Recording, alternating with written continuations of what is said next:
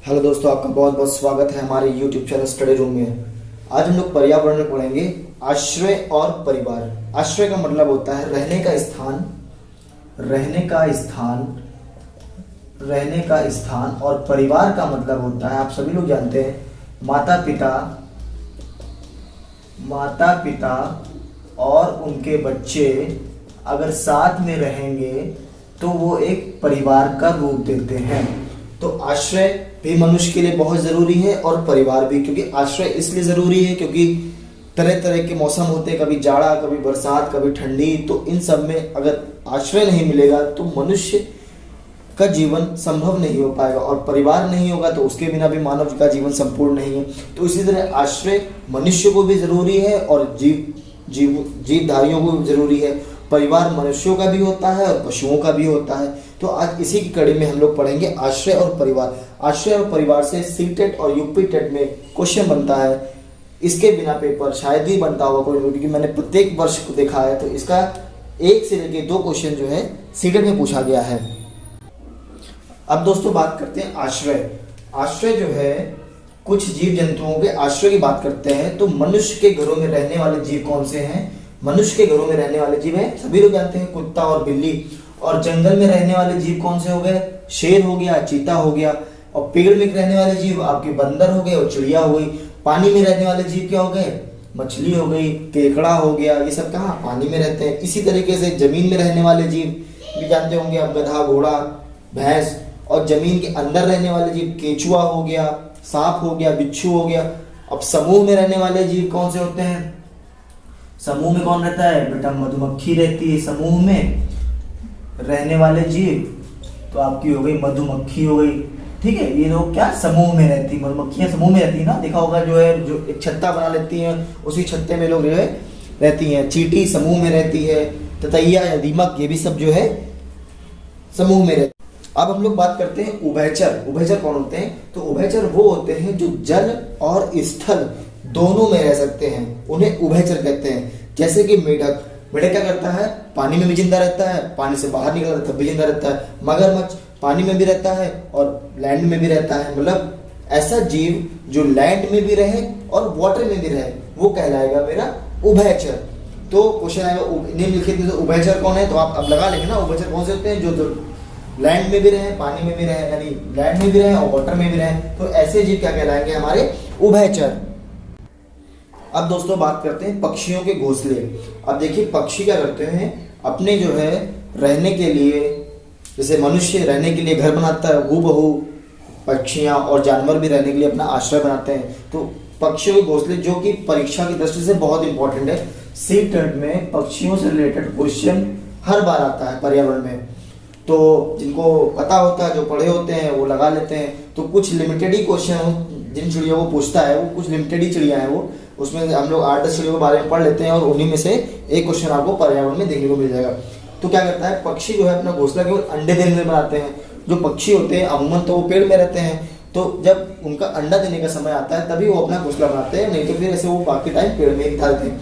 एक कलचिड़ी नामक चिड़िया होती है जो अपना घोंसला जमीन पर पत्थरों के बीच में आती है।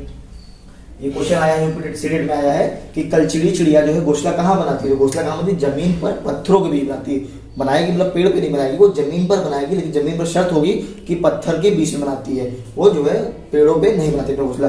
एक होती है बीवर बर्ड, आप लोगों ने देखा होगा, जुलाही चिड़िया, जो घोंसला अपना लालटेन की तरह होता है वो बनाती है, लेकिन जो है वो जो घोंसला बनाएगा वो नर पक्षी बनाता है, मादा पक्षी इसकी नहीं बनाती।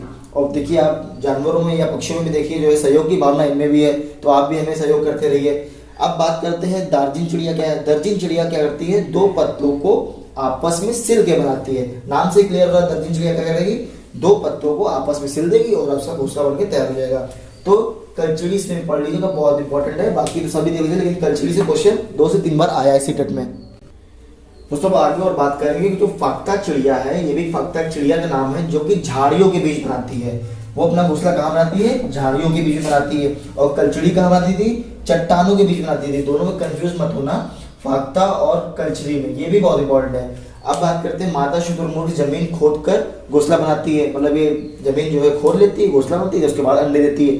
और मोरनी होती, देखते हो मोरनी बहुत भारी होती है, उड़ नहीं पाती है, तो ये झाड़ियों में बना लेती है या पेड़ के नीचे डालियों पर बनाती है। और चील सबसे ऊंचे पेड़ घोंसला बनाती है, मतलब जो उस जगह का सबसे ऊंचा जो है पेड़ होगा वहां पे चील घोंसला बनाएगा। कौवा क्या करता है, कौवा जो है पेड़ की सबसे ऊंची डाली बनाती है। तो इन दो चीज में कंफ्यूज ना होना, चील क्या करेगा सबसे ऊंचे पेड़ पर बनाएगा, और जो कौवा क्या होगा वो उस पेड़ में सबसे ऊंची वाली जो डाल होगा उसमें अपना घोंसला बनाएगा। और उल्लू जाते हैं, उल्लू जो है अपना घोंसला बनाते नहीं, ये लोग अपने किसी भी जो है पुराने बुजुर्ग पेड़ होते हैं जहाँ खोखले हो जाते हैं तो उसमें ये लोग अपना आवास बना लेते हैं। तो फाख्ता एक इंपॉर्टेंट चिड़िया है, ये भी सीटेट में क्वेश्चन इसका कई बार आया है, सीटेट में कई बार पूछा गया है कि फाख्ता चिड़िया कहाँ रहती है। ये कौवा का क्वेश्चन आया कि कौवा जो है पेड़ में किस डाली में बनाता है, ऊंची या नीची, ऐसे ऑप्शन आया था, तो कौवा का पूछा गया था, फाख्ता का पूछा गया था। बाकी भी सारी पढ़ लीजिएगा, ये भी इंपॉर्टेंट है, लेकिन फाख्ता और कौवा पर विशेष बल दीजिएगा क्योंकि ये क्वेश्चन सीटेट में आए और सीटेट जो है क्वेश्चन रिपीट करता है, इस बात को जरूर ध्यान दीजिएगा। दोस्तों बात करते हैं मनुष्य का आश्रय। हम लोगों ने पढ़ लिया कि जो है जो चिड़िया होती है कहाँ पे रहती हैं। अब हम अपने मनुष्यों की बात करते हैं कि हमारे मानव लोग कहाँ रहते हैं। तो मानव के घर जो है अमूमन जो है स्थायी होते हैं या अस्थायी होते हैं। स्थायी जैसे जो है बड़ा सा घर बना लिया कंक्रीट का तो वो स्थायी हो गया। अस्थायी के रूप में जैसे टेंट हो गया, कहीं आदमी घूमने जाता है तो टेंट में रहता है, कुछ दिन टेंट में बिताए। और कुछ जो है जैसे जो है बस्तियां होती है जहाँ पे अफोर्ड नहीं कर पाते लोग अपना खुद का मकान बना, तो वो लोग टेंट में रहते हैं। टेंट भी कई प्रकार के होते हैं, ठीक है। तो अब इसमें बात करेंगे जो है मनुष्य का आश्रय। हाँ, मनुष्य का आश्रय उस पर भी डिपेंड करता है कि वहाँ की ऐसी भौगोलिक स्थिति है, वहाँ का वर्षा क्या होती है या मौसम कैसा है, वहाँ पे जमीन कैसी समतल है या ऊपर नीचे है, ठीक है। तो अब मनुष्य के आश्रय किस किस प्रकार में हो सकते हैं। तो ये पहला है मिट्टी के घर। मिट्टी के घर कहाँ पाए जाते हैं, जहाँ गर्मी ज्यादा पड़ती है, क्योंकि क्या करता है मिट्टी जो है गर्मी को अंदर आने नहीं देता है। तो जैसे राजस्थान हो गया, वहां पे आपको मिट्टी घर मिलेंगे, वहां क्योंकि बहुत गर्मी पड़ती है। और जो शर्त होगी इसकी, जो दीवारें होंगी वहां की मिट्टी की, वो काफी मोटी मोटी होंगी ताकि गर्मी अंदर ना आ पाए। ये प्राय गाँवों में पाए जाते हैं मिट्टी घर। आपने देखा होंगे, जो लोग गांव से जुड़े होंगे तो उन्हें देखा होगा जो मिट्टी के घर होते हैं वो गांव में भी मिलते हैं अधिकतर। शहरों में तो कंक्रीट मिलता है, कंक्रीट जंगल यहाँ सब बने हुए हैं। और इन घरों की दीवारें बहुत मोटी होती हैं। इनकी छतें देखा होगा आपने, झाड़ी या छप्पर से बने होते हैं। आपने देखा होगा कि इनकी जो मिट्टी घर होते हैं उनके आगे जो छज्जा होता है उसमें जो है कोई टीन शेड नहीं लगा होता या उसका कंक्रीट का शेड नहीं बिछा होता। उसमें क्या होता है, छप्पर एक नॉर्मल से पड़ा होता है जो कि घास फूस से बना होता है। और इन घरों को लीपा जाता है, इन घरों को लीपा जाता है। लीपा क्यों जाता है, ताकि वहां पे जो कीड़े मकोड़े होते हैं, जैसे चींटी है, चींटी क्या करती है मिट्टी में छेद कर देती है, वो अपना वहां पे आश्रय बना लेती है। तो इन घरों को लीप देता है ताकि कीड़े मकोड़े उससे घर पे ना आ पाए। तो लीपने का क्या साधन करते हैं, गोबर से लीपा जाता है ताकि कीड़े ना आए। तो उससे क्या करते हैं, गोबर क्या होता है, गोबर उस एरिया को जहाँ छेद होता है उसको भर देता है। और भरने से क्या होता है, वहां पे जो है जैसे ये एरिया है इसमें छेद हो गया जो है, तो जो गोबर का लेप लगाएंगे तो उसके ऊपर लगाएंगे तो ये कवर कर देता है। और कवर करने के बाद कीड़े मकोड़े आने की गुंजाइश नहीं होती है। तो ये सीटेट में क्वेश्चन पूछा गया था कि जो है इन घरों को लीपा क्यों जाता है। तो इन घरों को इसलिए लीपा जाता है ताकि इसके अंदर कीड़े ना आ पाए और मानव को कोई दिक्कत ना हो, मनुष्य को जो उस घर पे रह रहा हो उसे कोई दिक्कत ना हो। तो क्या पढ़ा हम लोगों ने, ये घर कहाँ पाए जाते हैं, ये प्राय घर गाँव में पाए जाते हैं। और ये अधिकतर कहाँ पाए जाते हैं, जहाँ पे ज्यादा गर्मी पड़ती है, जैसे राजस्थान में ज्यादा गर्मी पड़ती है तो ये घर यहाँ मिलेंगे। और इन घरों की दीवारें मोटी होती है ताकि गर्मी अंदर आ ना पाए। छतें काहे की होती है, झाड़ियों की बनी होती है, छप्परों की बनी होती है। इन घरों को समय समय पर लिपा जाता है ताकि जो छेद है वो भर जाए, ताकि कीड़े उससे बाहर ना आ पाए। और लिपने का माध्यम क्या होता है, गोबर से लिपा जाता है। ठीक है, समझ में आया। अब आगे बढ़ते हैं दोस्तों, बात करते हैं बांस या फिर लकड़ी के घर। अब देखो कहीं कहीं पे क्या होता है, जहाँ पे अधिक बरसात होती है वहां पे जो घर बनाए जाते हैं वो बांस के बनाए जाते हैं, ताकि वहां पे जो है बारिश आती है, बारिश आने के कारण क्या होते हैं, जो बड़े बड़े घर होते हैं वो जो है बह जाते हैं। बहने का मतलब क्या, अगर बनाएंगे तो वहां पे धन का भी बर्बाद है, क्योंकि बारिश जो है कभी भी आ सकती है और उस घर को बहा ले जा सकती है। तो इसलिए वहां के लोग जो है बांस के घर बनाते हैं, ताकि जो है अगर वो घर बह भी जाए तो उन्हें कोई दिक्कत ना हो।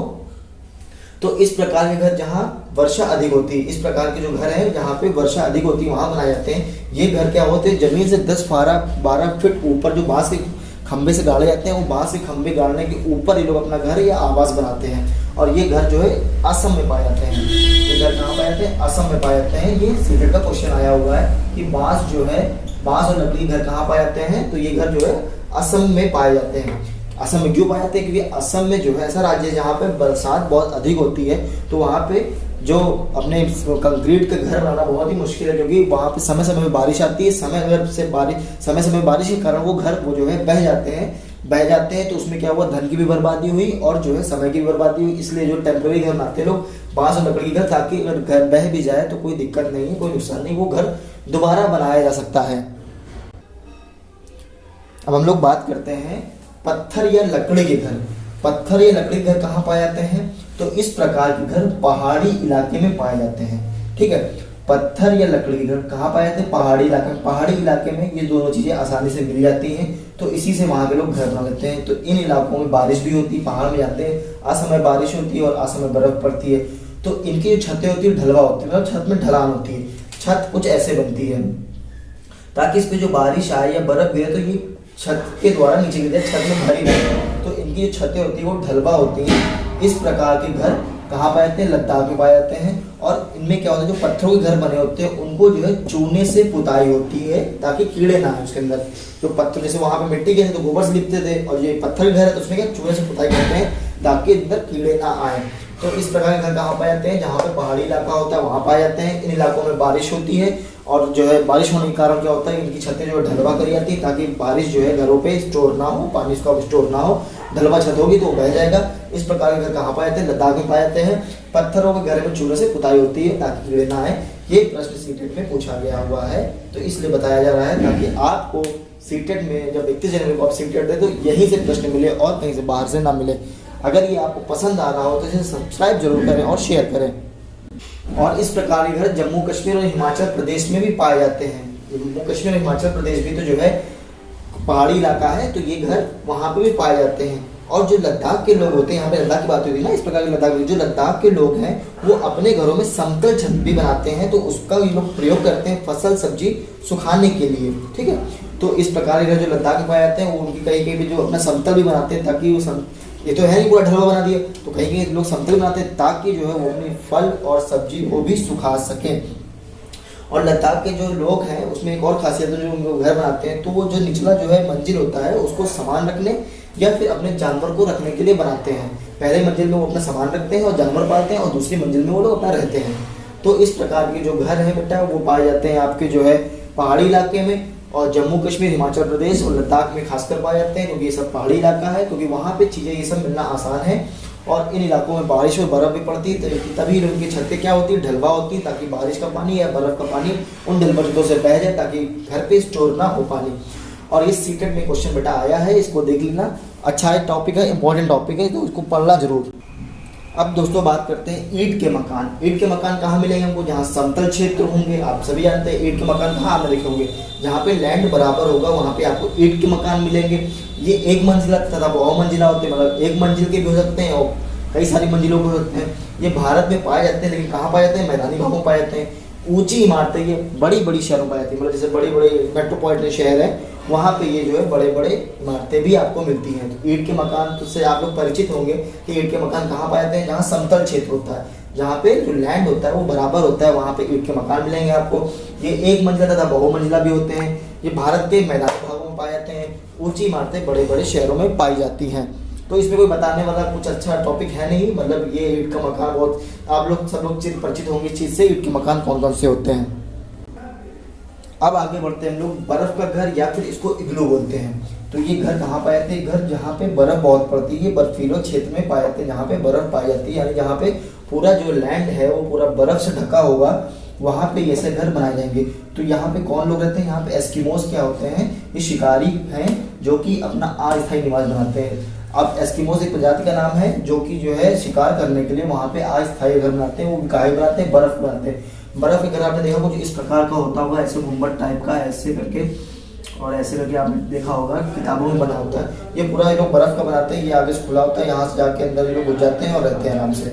ये बर्फ के टुकड़ों से ही घर बनाते हैं लोग जो है। इतना मौसम ठंडा होता है तो बर्फ वहाँ की पिघलती नहीं है, तो उससे अमूमन घर बन जाता है। और जो वहाँ पे जब रहते हैं तो उसकी गर्मी क्या होती है, ना बाहर आ पाती है, और ठंडा मौसम जो बाहर का होता है वो अंदर नहीं आ पाता है।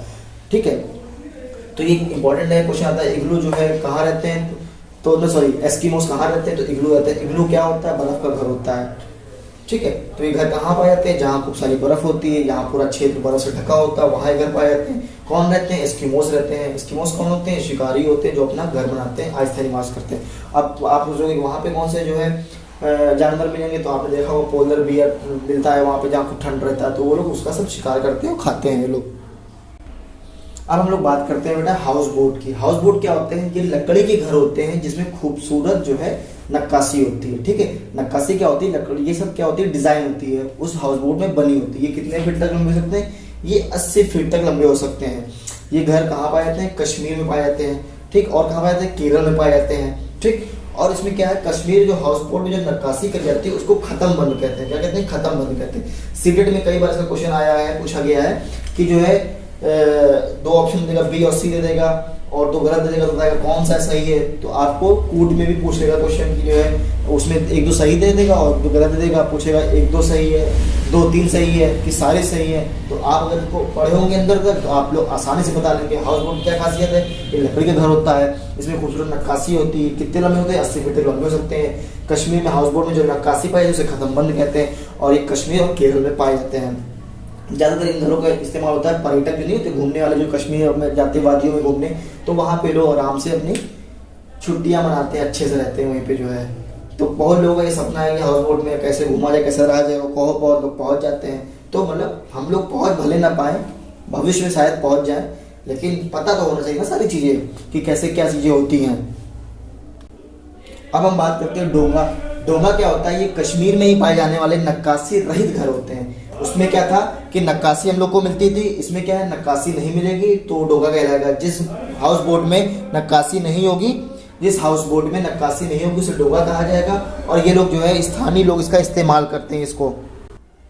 अब बात करते हैं टेंट। टेंट क्या होता है? ये अस्थायी निवास होता है और ये क्या है? अलग अलग क्षेत्रों में अलग अलग चीज़ों से बनेगा। मतलब जहाँ पे जिस चीज़ की बहुतायत होगी उसकी मदद से वहाँ पे टेंट बना लिया जाता है। कहीं कहीं जो टेंट कपड़ों से बन जाता है, कहीं कहीं टेंट जो प्लास्टिक शीट से बन जाता है, और कहीं कहीं जो टेंट जो है याक की जो है जानवर है उसकी बालों से बनाते हैं। जैसे लद्दाख की चांगपा जनजाति है। कौन जनजाति है? चांगपा। चांगपा जनजाति जो है याक के जो बालों से जो याक के बाल होते हैं उनकी मदद से वो लोग अपना टेंट बनाते हैं और उसी से रहते हैं, और उसको बोलते हैं रेबो। क्या बोलते हैं? रेबो। ये लोग जो है याक की जो है जो बाल होते हैं याक के बाल, उसकी मदद से टेंट बनाते हैं। और कौन सी जनजाति? चांगपा जनजाति याक के बालों की मदद से टेंट बनाती है, जिसको बोलते हैं रेबो। उस टेंट का नाम क्या है? रेबो। और पर्वतारोही जो है प्लास्टिक की शीट से बनाते हैं ताकि वो ठंड ना लगे उनको। और कहीं कहीं देखा वो टेंट जो शादी बारात में कपड़ों का भी टेंट बन जाता है। जो पर्वतारोही होते हैं वो प्लास्टिक के टेंट से इस्तेमाल करते हैं, और जो लद्दाख की चांगपा जनजाति है वो याक के बालों का इस्तेमाल करती है, और उसका नाम ये लोग देते हैं रेबो। टेंट का नाम है रेबो। अब बात हम लोग बेटा करते हैं परिवार की। परिवार क्या होता है? परिवार एक एकल परिवार भी होता है और एक होता है संयुक्त परिवार। तो एकल परिवार में क्या होगा? जहाँ पे माता पिता और उनकी केवल संतानें रहती हो, मतलब जो है केवल माँ बाप और संतानें और उनकी संतानें, वो क्या कहलाएगा? एकल परिवार। तो एकल परिवार क्या होता है? एकल परिवार में जहाँ पे माँ हो बाप हो और उनके जो बच्चे होंगे तो वो कहलाएगा एकल परिवार। और संयुक्त परिवार से आप समझ रहे हैं जहाँ पे सब लोग रहते हो, जहाँ पे दादा दादी हेड ऑफ द फैमिली हो और उनके जो है इनका जो बच्चे हो, माँ बाप मान के चलो इनके हो गए माँ बाप किसके हो गए? ये बच्चे हो गए, बच्चों के माँ बाप हो गए। फिर ताऊ ताई हो गए, बुआ जी हो गई, बुआ हो, ठीक है। तो संयुक्त परिवार में क्या हो गया? जहाँ पे दादा दादी हेड ऑफ द फैमिली हो, माँ बाप हो, उनके बच्चे हो, ताऊ हो, ताई हो, चाचा हो, चाची हो, बुआ हो, ठीक है, मौसी हो। तो ये सब जो है किसमें आएगा? संयुक्त परिवार में। तो एकल परिवार में क्या होगा? माँ बाप और उनकी संतानें आएंगी। संयुक्त परिवार में दादा दादी, माँ बाप, ताऊ ताई, चाचा चाची, बुआ और उनके जो बच्चे होंगे, ये सब में क्या आएगा? संयुक्त परिवार में आएगा।